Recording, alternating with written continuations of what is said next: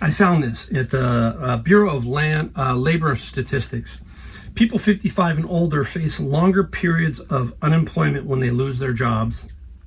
Additionally, older workers who lose their jobs may face challenges in finding new employment at similar levels of pay or with similar benefits.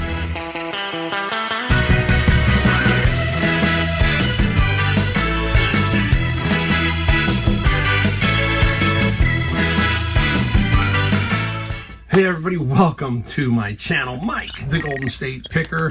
Today, nothing we found, nothing we sold. So if you're new and you're expecting that, or if you're a regular and expecting that, not today. Today we got to talk about something important that I feel is important for people my age, and don't forget, people who are younger. So keep that in mind while we go through this video, because what I'm going to talk about can happen to you. And if you're not prepared, it can be a big issue in your life. So we're going to talk about the title of this video in a second. We're going to talk about the story that led up to this and why I thought about it, and thought, hey, this would make a great video, because there's a lot of people on my channel who are my age, a little older, a little younger, kind of all in this same kind of area in our life, trying to figure out where we're going, how we're going to get there, all that kind of stuff. And reselling is part of that. So anyhow, let me give you the backstory. So I play golf, and I play a tournament once every month. And in this tournament, we have set pairings sometimes, and they're set. And I didn't get a message from my one friend who said, "Hey Mike, would you play in my group if you could?" And the pairings were already set, and I couldn't switch out. The way it worked, it just wouldn't work. So I said, "Hey, the pairings are already set. I'll talk to you at the golf course." He goes, "Okay, I have something I need to talk to you about." I'm thinking, okay, what's my friend got to talk about? So anyhow, we get to the I get to the golf course, and I meet my friend, and I said, "Hey, sorry I couldn't meet up and play, but maybe we can meet up and play at your club in a couple weeks or something." And he said, "That's perfect." And I go, "Well, what was on your mind?" And he was telling me, and this is where this came from. He said, "Hey, they eliminated my job at work." I'm like, oh, he's in the, obviously the software industry, all that kind of stuff. And he's 62 years old. And I thought, oh boy, that's not good, because in this valley, if you're 62 years old in general, and you've been around long enough and you've done enough, you're making a pretty good wage. And he's not married, and he's on his own and all that kind of stuff. So this is a big blow to him. And I could see that it was affecting him. Basically, he's going to get 4 months severance. That's it. And bye. So he tried to create another position for himself, but as usual, within the system, it just didn't work, and he couldn't create another job for himself within the company. And now he's out, and he's going to have to worry about his health insurance and all that stuff. And I know that my friend has had cancer, and it was cured, but again, all that kind of stuff's going to be very difficult for him. So we're going to catch up in about a week, and we're going to play some golf, and he's going to pick my brain on a few things. I think he knows, everybody in my club generally knows what I do, and all that kind of stuff. So he understands it, and he's just trying to pick my brain. But he did say that he might have to pull his Social Security just to kind of add out, and he didn't want to do that. Just like me, I don't want to pull I'll be 62 in June. I don't want to pull that yet until I absolutely necessarily have to. That's my goal. That's my vision. You hear me talk about that. My vision is basically another 3 years to 65, and then adjust from there and keep going. But anyhow, this is a video about that. And here's what's going on. Think about this. I found this at the Bureau of Labor Statistics. People 55 and older face longer periods of unemployment when they lose their jobs. Additionally, older workers who lose their jobs may face challenges in finding new employment at similar levels of pay or with similar benefits. So there's the big thing that we're talking about with my friend. He might be able to hustle another job, but it won't probably be the same pay and maybe not the same benefits. I know that he lost some stock options that just went poof. He said it was about $100,000 worth of stock options that potentially could go, that just went away. Yikes, right? So we have to be prepared for this kind of situation. Unfortunately, it's part of getting to be more senior, right? As we say, you have to figure out the end game. okay? And as you get closer to that end game, it gets a little bit more tricky because there's always seems to be maybe a younger person who can take your job at a less pay. You understand what I'm talking about. So we've got to be very, very careful with that, all right? So here is the key to this, right? Starting late doesn't mean impossible. Now, I'm going to give you myself. I basically started reselling at age 57. Prior to that, I had a furniture store for 30 years, 25 retail, 5 custom building. And it was basically, a lot of fun. I always tell everybody 25 years of it were fantastic. 5 years throughout were kind of squirrely. And the last year was more mentally challenging for me as I tried to figure my way out what I wanted to do, that kind of thing, what we're going to talk about right here, right? People may doubt you, but starting late doesn't mean you can't succeed. That is a huge thing. You have to get your mindset that starting late, you can succeed. I think I'm proof of that, okay? 57, now 62. If you've watched my channel long enough, you understand what I'm talking about. I am capable of, supporting myself easily the way I'm doing what I'm doing now, okay? So basically what happens, I think, to a lot of people, you work for somebody else. That was always the thing I never wanted to do. I can remember an event where I went to be, I'll tell you the company I went to interview with. I interviewed with Raytheon back in the day. And in this particular position, it was, sort of entry level, but whatever. And I was thinking, as I went to this first interview and the way I was being interviewed, it was like I could tell that this was not a fit for me. This whole industry was not going to be a fit for me. It was like I had to go to this interview, then another interview, and a team, and it was like, I was like, wait a minute, I just didn't kind of fit in, okay? So I wanted to have basically a sense of control over my own destiny. And the way that I figured I could do that was being an entrepreneur. That was it. So I kept forging ahead in many different areas trying to figure it out. And I finally stumbled upon woodworking, and then woodworking turned into a retail furniture business, and it just grew from there. But then throughout those years, I had a sense of control to some degree, not completely, because when you open up a retail store, you have a lot of responsibility. You have to have good employees, all that kind of stuff, because when you go on vacation, you want to be able to have the store run and not everybody steal everything out from underneath you. You kind of get what I'm talking about. So I had a sense of control, but not 100% sense of control. Now, another good thing about being older, supposedly, or senior, is I have a wealth of life experiences. And I think that helped me in my reselling. And we're talking about maybe this transition that you're going to maybe want to go into. You really like doing reselling. You're working part-time or full-time, and you're just at that point where, I wish I could just go over on this side and just make it work. But we have this immense amount of life experience.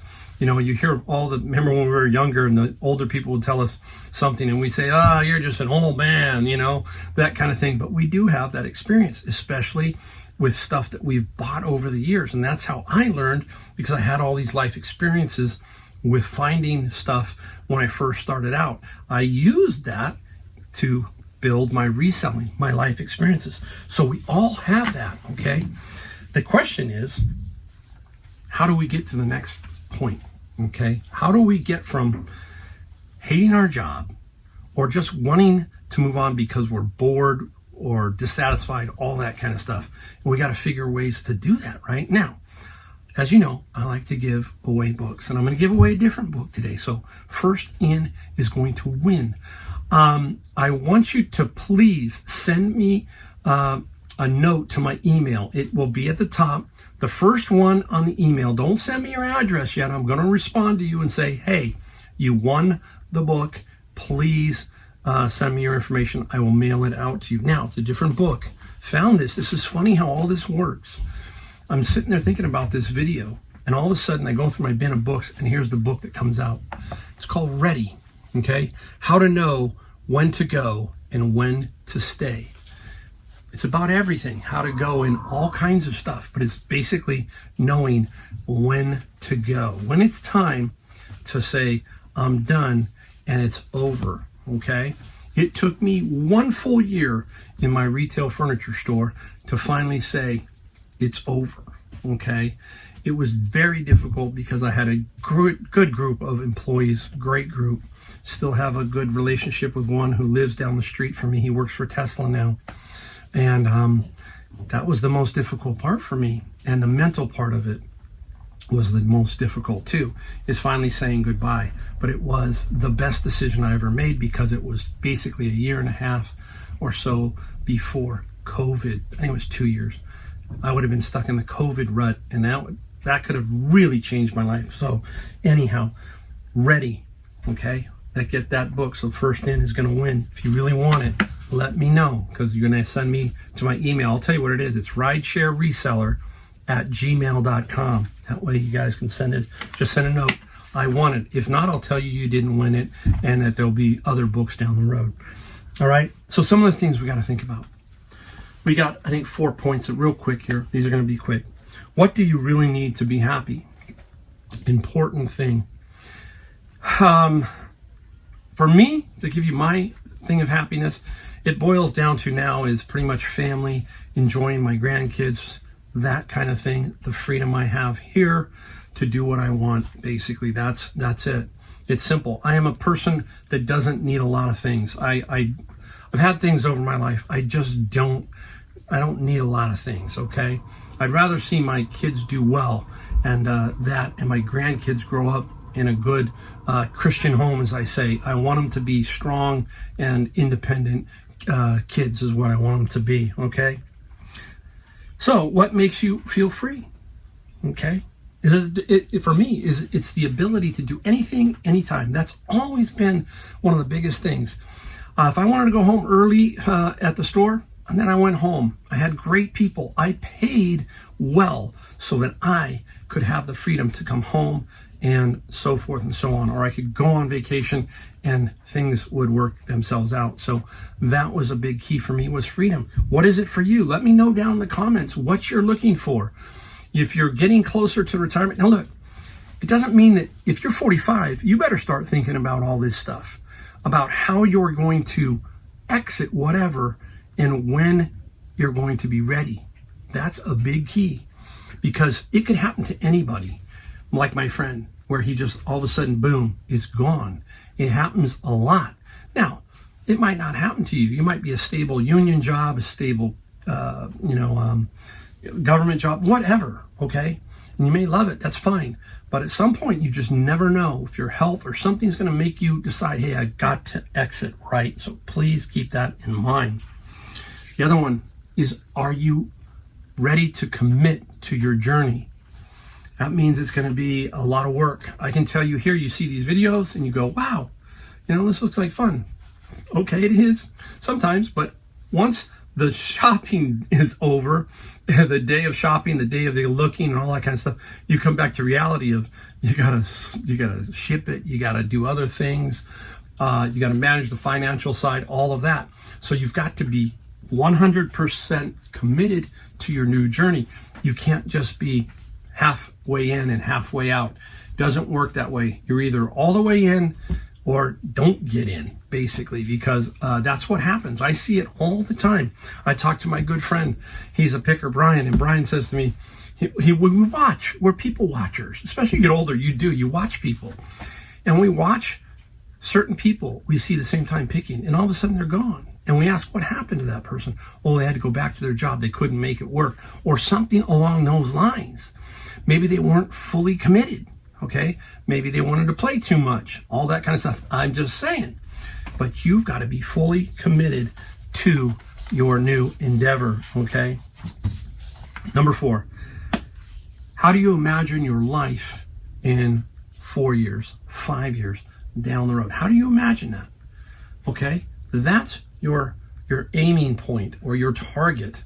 That's what you want. Mine right now is age 65. It's just age 65. I just want to get there. I don't want to drop dead or anything like that, but I just want to finally get to age 65, because as I go a little bit longer, and if I'm doing things right, I'm going to have more options. Okay, means I'm not touching my investments, I'm not doing things, I'm just getting to a point where now I can figure it all out. And as you go, you're going to figure out all of that. But you must have an aiming point, and you must imagine what you want down the road, the vision for you. And mine is different from yours, but that's what you definitely have to have. Now, this is probably one of the most important things. This is the point number 2, the first one we just discussed, but here's the second one. You need to break your comfort zones, okay? This is now what happened to my friend, I think. My friend got comfortable within his world of what he was doing. And then you get comfortable, and then they drop the bomb on you, and you go, whoa, now what? There was not real preparation, maybe. Maybe there is some, but not enough.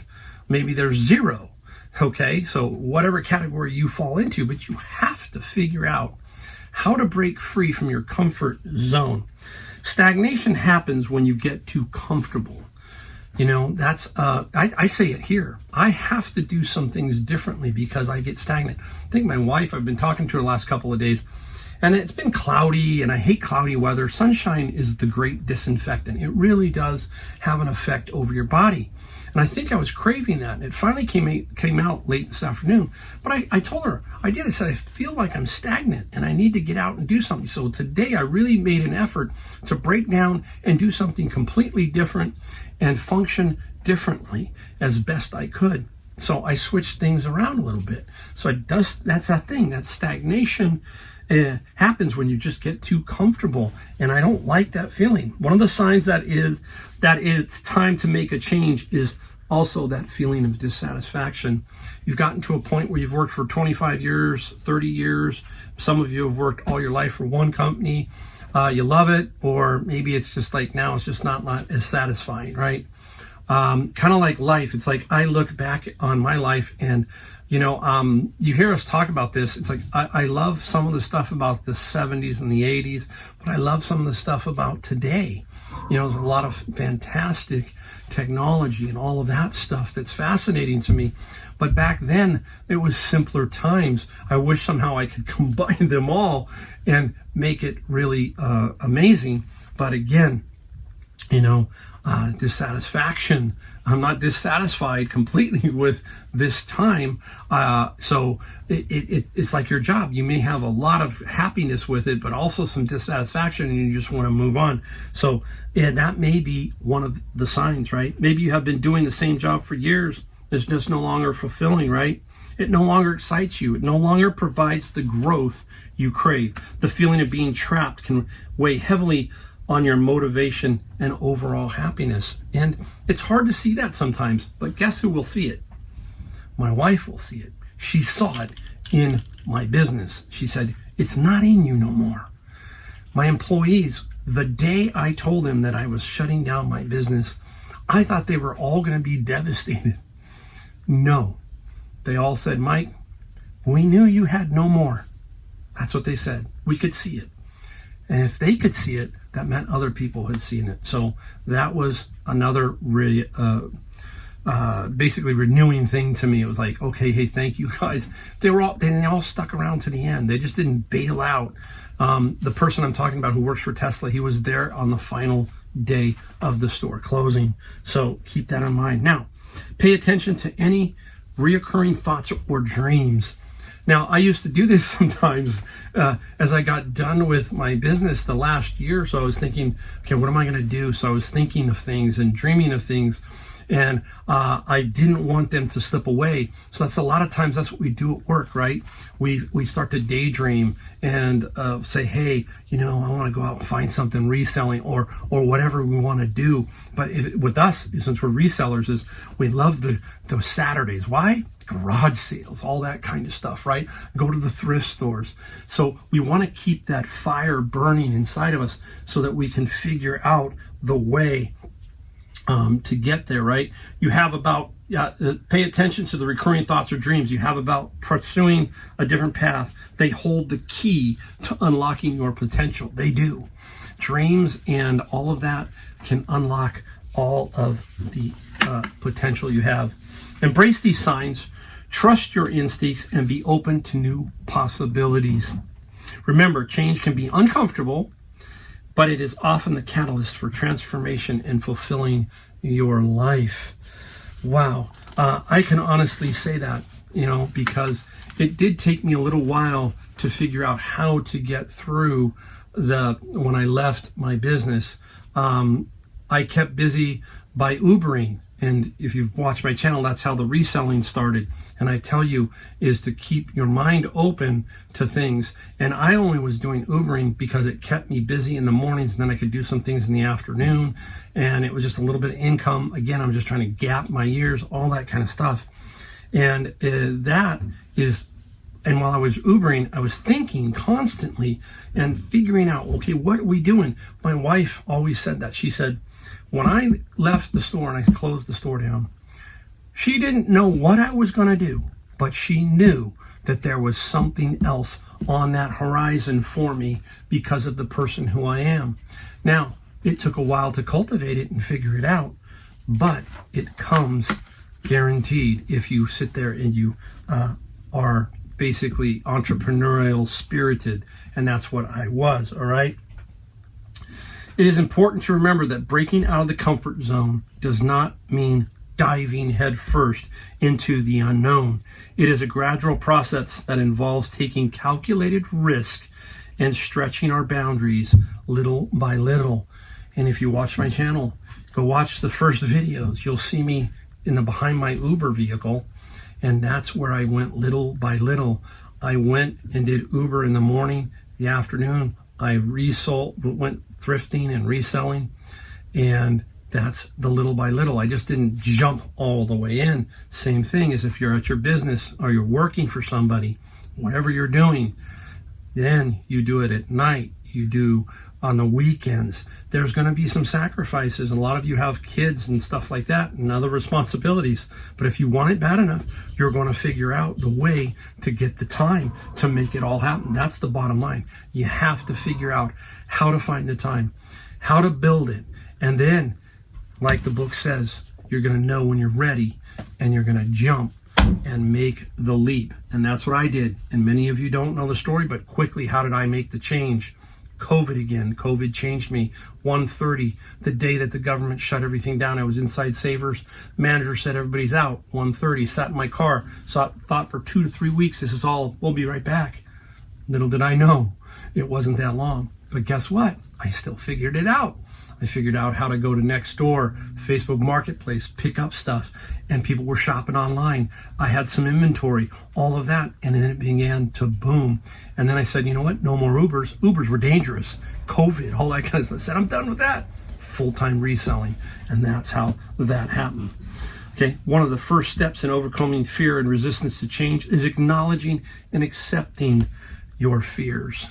I have a lot of fears, okay? I don't let them slow me down, okay? Now, I have a lot of fears in the game of golf. I'll give you, I used to be a good short game player. I played 8 years on the Golf Channel Amateur Tour. I had a lot of fun. One of my members in my club, he still plays. He says, Mike, you should come back. I said, I wish I had the time to. I would.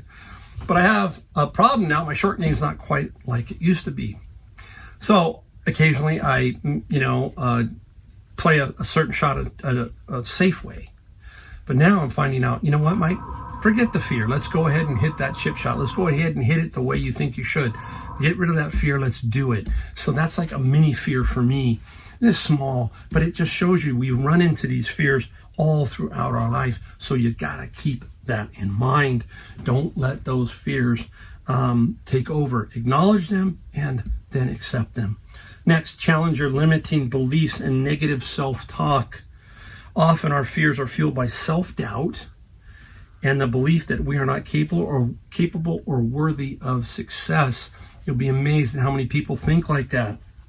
Replace these negative thoughts with positive affirmations and remind yourself of past accomplishments and instances where you successfully navigated through change. If you are alive today and you are 60 years old, you did a lot of good things to get to 60 years old. Why do we dwell on the negative at age 60, age 40? It doesn't matter when we've gotten all this way. You see what I'm saying? There's so many positive things. When I get a little itchy, I think of all the things that I did at the furniture store when I first opened the door, and I had 3,000 square feet, and the dummy that I was only had half the store full. Half the store. And somehow, at the same time I was buying this house, it was a wild time for me. I managed to get the house.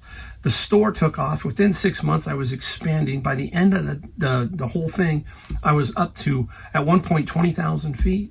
Then I was down to 15,000 feet as I shrunk down. But that's the thing. I had all this success. Why should I let the negativity creep in? You've got to flip the switch back to the positive things that you have done in your life and take those with you and kick the negative stuff to the door, right? Basically, I'm going to give you this and we're going to end this right here. Lastly, embrace the mindset of curiosity. Got one more section. Basically, this is, I don't know who said this quote, so I can't really, but I found it. In the beginner's mind, there are many possibilities. In the expert's mind, there are few. So, in any new endeavor, you're a beginner. And it's curiosity. It's all of this curiosity. Your mind is open to so much. That was like me. When I first started reselling, my curiosity was huge. I looked and I said, this can work. Let's figure it out. Let's get curious. Let's go out there and let's do this, right? The thing is, nothing new comes out of the status quo. We've got to remember that. Curiosity, if you read or listen to any of the big names, Steve Jobs, I go back to Steve Jobs, I go back to Bill Gates, I go back to Jeff Bezos, go back to Elon Musk, all of these guys. We're not going to probably be like these guys. They are unique individuals, but they will tell you that they were super curious about everything. How do we make this work? I'm curious. What can we do here? I'm curious. How can I make this work for myself, right? Curiosity, by its very nature, counters fear. It encourages us to explore and understand rather than avoid and fear the unknown. That was me all throughout my life. Every time I took on some sort of endeavor, basically reselling, curiosity. I had that in me from my days as a retail furniture store owner. So the curiosity was there, and that's it. I'm telling you, you got to figure it out. You got to plan. Do not wait until they lower the boom on you like they did my friend. Then you're going to go, what do I do? Now, if you're like me, you want control, then you got to go out and get that control. You don't want them controlling you like what's happened to him. I don't know what's going to happen with my friend. We'll try to keep you up to date and see if something happens. But it's going to be a tough road for him. I can feel it. And I'm there to encourage him, just like I'm there to encourage all of you. It is, that's what another thing that I want to do in my life is I love to see people succeed. I love to see the young people find stuff at Savers or at a garage sale or sell something. But I'm also going to push them. I'm going to show them that I'm out there too. Now, it doesn't mean that I'm trying to take all of their stuff. I'm there to show them that, look, I'm a hustler just like you're going to be a hustler. And I think that inspires some of the younger people and some of these other people. They look at me and they go, hey, if Mike can do it, or as one of my friends in Savers says, if anyone's going to sell it, Mike, it's going to be you. Okay? So that's what I want them to know. I want them to become like that. I want you to be able to figure out how to help other people along the way in some way. I'm hoping I'm doing that with you here on my channel. And it's fun. It's a lot of fun. I'm enjoying my life. And I want you to enjoy your life. I want you to be inspired. I don't want you to give up. I don't want you to quit. I don't want to hear that kind of stuff. I want to hear you keep grinding because, as we've said, we use the cartoon. I'm going to put it back up here and then I'm going to leave. The two guys wailing away with the axe. One guy turns away. The other guy breaks through. The one guy was this close to making the big change of his life, right? There you go. So We ask one thing here. We don't sell you anything. We want you to hit the like, subscribe, bell notification, all that kind of stuff. Thank you for watching my channel. It is very much appreciated, and we will see you in my next video.